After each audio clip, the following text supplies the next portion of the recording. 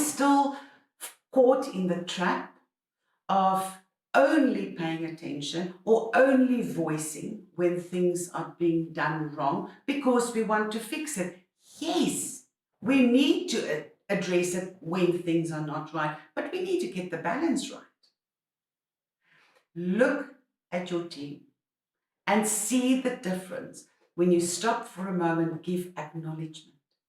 Tell them when they're doing something right, because then they don't have to worry about it anymore. They don't have to stop and sit and think, am I doing right? Because the more we're trapped in that emotional tension, it's going to impact their performance. 1 second of giving positive recognition will go a long way. We as leaders need to truly pay attention. Are we only focusing on what is wrong with the intention that we want to fix it and make it right? Energy flows where focus goes. If you want your team to really perform, start focusing on the things that will get them to perform. Get them in a positive state of mind.